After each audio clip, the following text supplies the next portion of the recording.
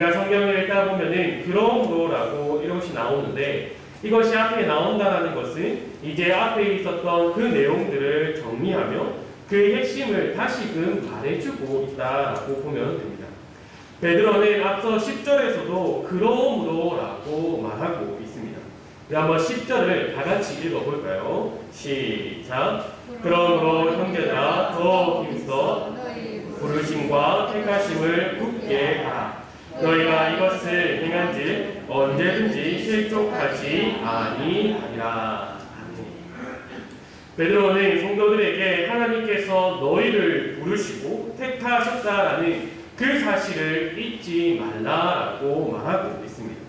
하나님께서 우리를 부르시고 택하셨다라는 것을 1절에서 9절까지 이것을 풀어서 이야기해 주었습니다. 그래서 함께 이 말씀을 나누면서 하나님께서 우리를 부르셨다라는 것과 택하셨다라는 것을 우리가 살펴보았고, 또한 그로 인하여서 3절과 8절에서 말하는 것과 같처럼 하나님을 더욱 알아가는 것과 예수님을 알아가는 것을 게을리 해서는 안 된다라는 것을 우리가 함께 살펴보았습니다. 그리고 성도로서 하나님과 예수님을 알아간다라는 것은 단순히 지식적으로 알아가는 것이 아니라 그를 경험하고 또한 닮아가면서 이 베드로후서에서 말하고 있는 그 열매를 맺어가는 것이다 라고 이야기하였습니다. 그 열매를 베드로는 5절에서부터 믿음의 덕을, 덕의 지식을, 지식의 절제를, 절제의 인내를, 인내의 경건을, 경건의 형제 우애를, 형제 우애의 사랑을 더하라, 이렇게 말하고 있는 것이죠. 이 열매들을 우리의 시금 속으로 삼아서 이것들을 보며 내가 성도로서 살아가고 있는가, 내가 그리스도를 닮아가고 있는가를 우리가 점검해야 한다라고 했습니다. 어떻게 기억이 조금씩 나기 시작합니까? 아마 우리 성도분들이 모두가 이 말씀을 잘 아실 거라 생각합니다. 오늘 본문을 자세히 살펴보면은 베드로도 이 편지에서 그 사실을 말하고 있습니다. 그러므로 너희가 이것을 알고 이미 있는 진리에 서 있으나 내가 항상 너희에게 생각나게 하려 하노라. 지금 베드로는 왜 성도로서 제대로 못 살아가고 있느냐, 이것을 말하는 것이 아니라 성도로서 살아가고 있는 자들에게 다시금 성도의 생활은 무엇인가, 우리가 왜 성도로 부름을 받았는가, 어떻게 부름을 받았는가, 이거를 반복해서 이야기하고 있는 거죠. 알고 있는 것을 계속 들으면 어떤 생각이 듭니까? 처음에는 그렇구나 라고 생각이 들지만 이것을 계속해서 반복적으로 들으면 이것도 잔소리한다, 이렇게 생각을 하죠. 베드로도 이것을 알고 있었습니다. 그럼에도 불구하고 내가 이 장막에 있을 동안에 너희를 일깨워 생각나게 함이 옳은 줄 여기노니, 이렇게 말하고 있습니다. 베드로가 왜 계속적으로 반복해서 이야기를 하는 거겠습니까? 베드로가 잔소리하는 것을 좋아해서 이것을 계속 말하는 것이겠습니까? 그렇지 않습니다. 복음을 전하는 이 베드로와 요한이 공회 앞에 섰을 때에 어떠한 말을 들었습니까? 예수의 이름으로 말하지도 말고 가르치지도 말라라는 그 말을 들었을 때에 그때 베드로와 요한이 이렇게 말을 합니다. 사도행전 4장 19절에서 20절 말씀입니다. 제가 봉독하도록 하겠습니다. 베드로와 요한이 대답하여 이르되 하나님 앞에서 너희의 말을 듣는 것이 하나님의 말씀을 듣는 것보다 옳은가 판단하라. 우리는 보고 들은 것을 말하지 아니할 수 없다 하니. 그들이 전하는 것은 단순한 사실이 아니라 그들이 직접 경험한 것이었습니다. 그들이 그 복음을 경험하고 나니 그 복음만을 위하여 살아갈 수밖에 없다라는 것을 말해주고 있습니다. 오늘 본문 13절에서 베드로는 복음을 듣고 깨달은 하나님의 백성인 그 성도들에게 어떻게 성도가 된 것인지, 하나님의 백성으로서 어떻게 살아가야 하는지를 반복해서 말하면서 그 목적에 대해서 이야기하고 있습니다. 그 목적이 무엇입니까? 너희를 일깨워 생각나게 하려 한다, 이것이죠. 이 말은 성도가 어느 순간에 이 사실을 잊어버리고 또한 외면하고 살아갈 때가 있다라는 겁니다. 이 사실을 잊어버리고 외면한 성도는 자신이 구원받을 만한 사람이라고 착각하게 됩니다. 그리고 예수 그리스도를 자랑하는 것이 아니라 나를 자랑하기 시작하는 거죠. 그리고 하나님을 의지하는 것이 아니라 사람을 의지하기 시작합니다. 나는 아닐 거라 혹시 생각하시는 분이 있습니까? 그렇지 않습니다. 그 중에서도 이 베드로는 이것을 절실히 경험했습니다. 빌립보 가이사랴에서 예수님께서 나를 누구라 하느냐라고 그 제자들에게 물어보았을 때 베드로는 주는 그리스도시요 살아계신 하나님의 아들이십니다라는 고백을 했습니다. 이에 대한 고백에 예수님께서 그 베드로에게 네가 지금 한 그 고백은 너의 혈육이 알려준 것이 아니라 살아계신 그 하나님께서 알려주신 것이다 라고 말씀하십니다. 그리고 그 뒤에 예수님께서 처음으로 제자들에게 예수님의 죽음과 부활에 대해서 이어서 말씀하십니다.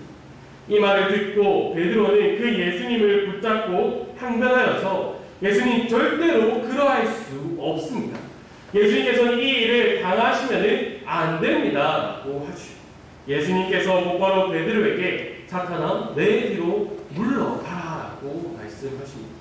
이뿐만 아니죠. 베드로는 두려움 가운데서 그 앞에서 예수님을 3번이나 부인했습니다. 외면했습니다. 베드로만 이러한 경험을 한 것이 아닙니다. 그 모든 제자가 이러한 경험을 했고 또한 사도 바울은 자신이 곤고한 사람이다라고 고백합니다.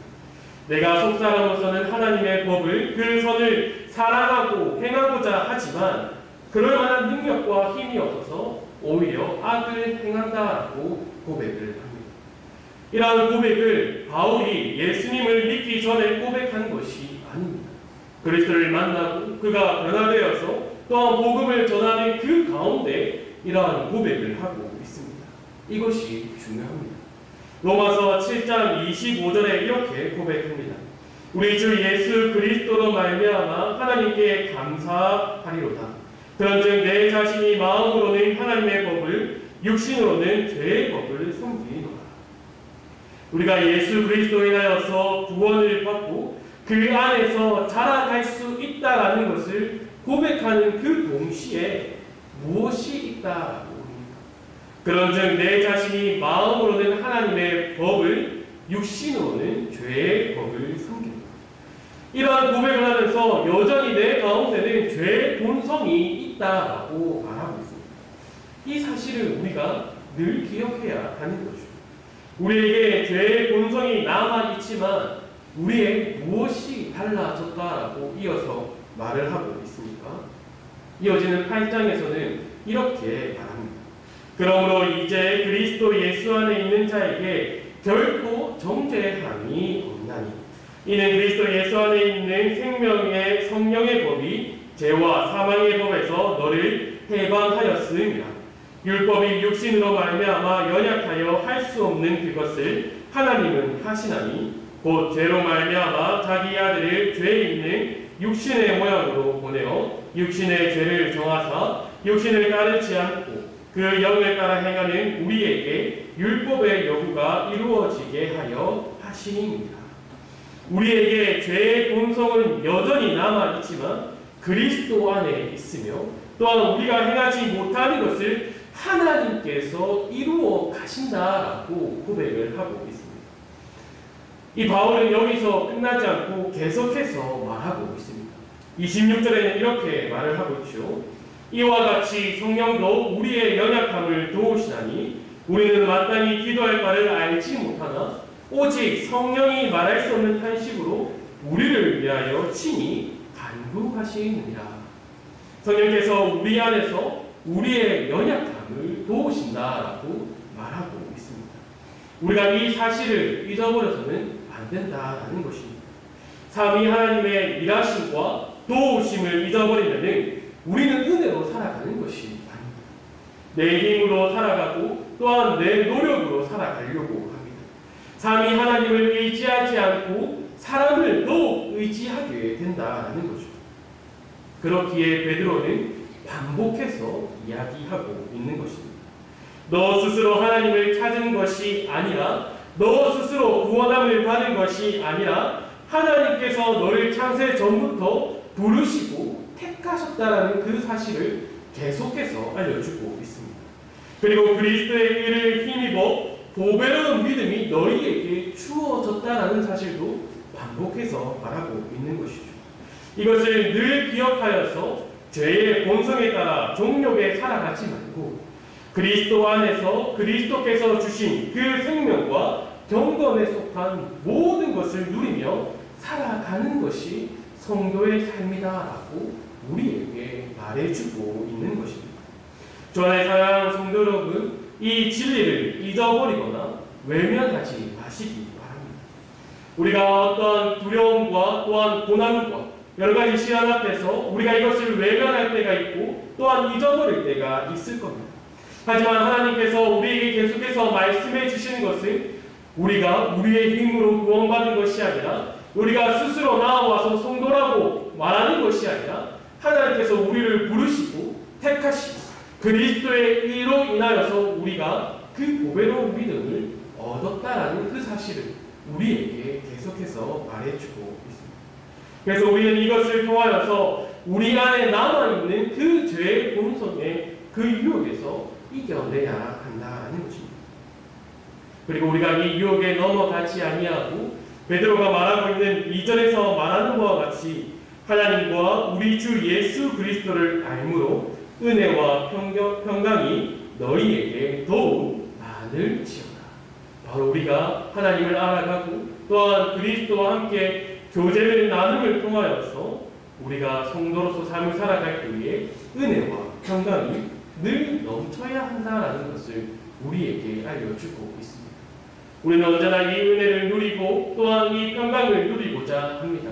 하지만 우리가 이 은혜를 제대로 알지 못하고 그 평강을 제대로 누리지 못하는 이유는 여전히 우리가 그 죄의 본성을 따라 살아가기 때문입니다. 여전히 우리가 육신에 따라서 생각을 하고 있기 때문입니다. 하지만 우리는 이것을 버리고 더 이상 육의 것을 쫓아가는 것이 아니라 하나님께서 우리를 어떻게 인도하십니까?